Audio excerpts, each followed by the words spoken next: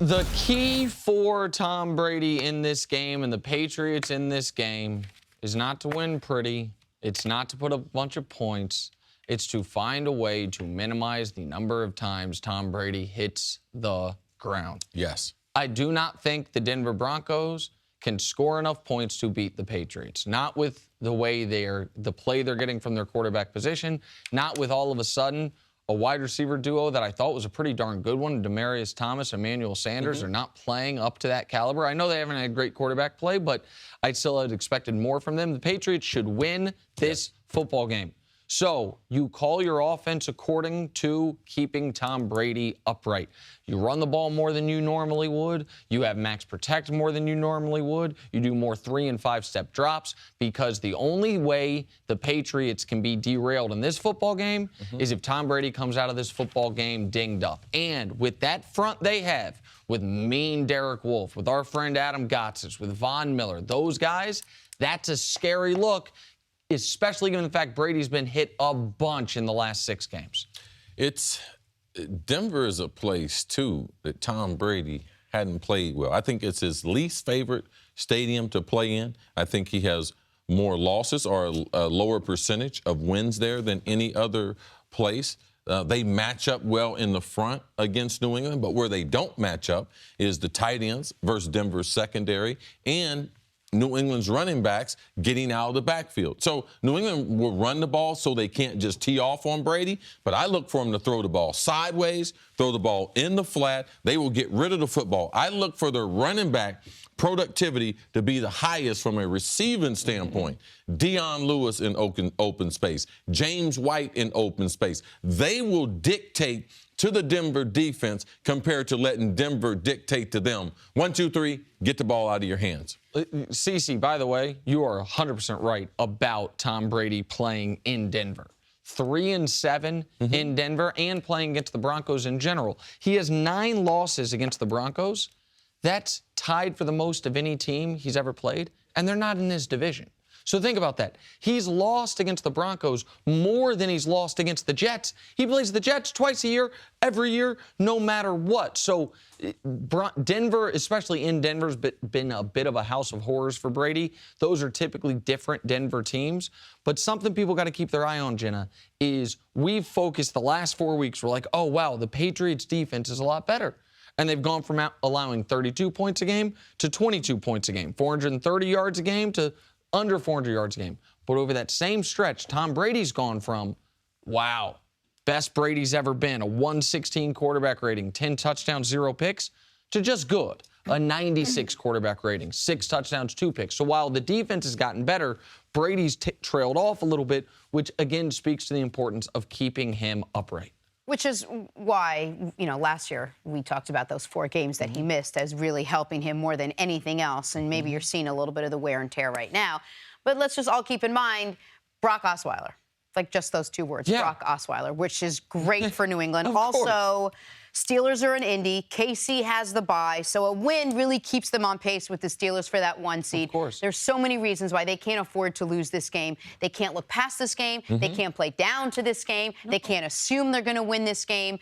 They pull out all the stops. Like, that's why Bill Belichick has been so focused all week on not looking past anything except the Denver Broncos. Yeah, this is a huge game for New England because they realize, too, that even with the slow start, they control their own destiny. They want to keep that margin over Buffalo, but they always have their eyes set on the number 1 seed. You mentioned it yesterday. They've never gone to the Super Bowl without being the 1 or 2 seed, so they've never gone to the Super Bowl without being a bye. They understand the importance of it. That's why the conversation couldn't get further than the Denver Broncos in this week's game. And Jenna, you are totally right about what's going on with the other 2 super relevant AFC teams.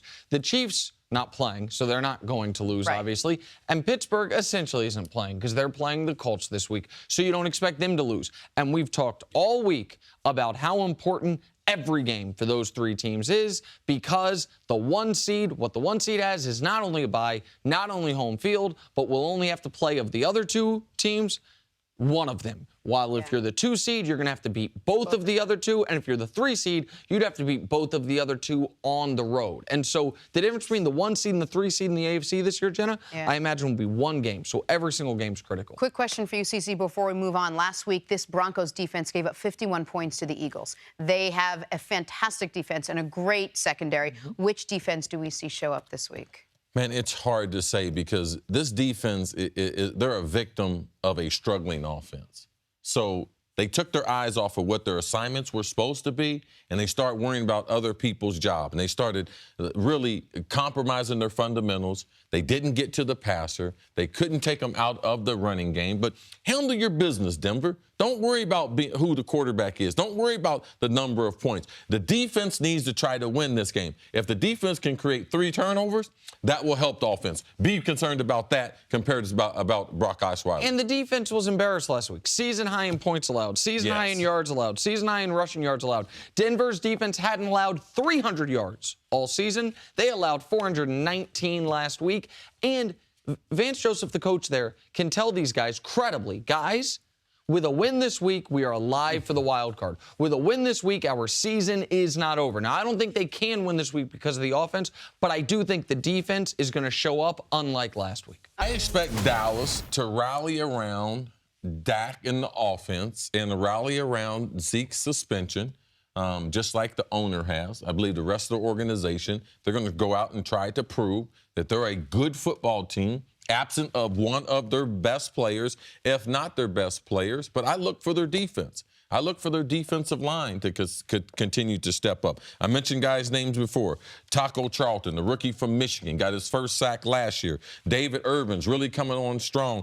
He's got 6 sacks, and he was suspended for the first part of the season. And probably the best rusher right now in the NFL is DeMarcus Lawrence. We didn't see this coming. No. He's really developed into a good player. So I know we'll talk about Dak. Oh, we need to split up the carries. Oh, the wide receivers need to make some plays. But if these guys are dominant, if these 3 names, if you hear them on the telecast, that means the Cowboys are really forcing their will on the Atlanta Falcons, who have not been great offensively. On that D-line, in regards to the D-line, the Cowboys are 3rd in the NFL in sacks this year. No one saw that coming. Like, people knew DeMarcus Lawrence, when healthy, could be effective. Yes. David Irving was on the Chiefs practice squad. And Taco Charlton, as you mentioned, first sack of his career just last week. So all of a sudden they have multiple guys they can throw at you, and Sean Lee's getting healthier. So that really matters. As far as this game, though, I just want to talk about Atlanta for a moment. Who is at home? Who is the defending NFC champion, even though they haven't played like it? And who is the Vegas favorite? I don't know if you guys watched wrestling growing up, but in the old WWF, they used to have what they called loser leaves town matches, meaning whoever loses, you're out of here. This is a loser leaves town match for the Atlanta Falcons. Yeah. You can't credibly make a case that they're going to get back to the postseason if they fall to 4-5 with a home loss to a Dallas Cowboys team without Ezekiel Elliott, especially playing in a division where the Saints are playing extraordinary football and the Panthers are playing winning football, if not glamorous football. It's an enormous game for the Atlanta Falcons, so I would expect them to be buttoned up. I just don't think they're good enough. I think the Falcons are a 4-4 team that could be a 2-6 team. This could be a game, too, for I like to drop names for the fans when they watch the game. Watch Vic Beasley. He had a great season last year, defensive end, out of Clemson, 3rd year in the NFL, leading that defense for Atlanta. He's only got 4 sacks.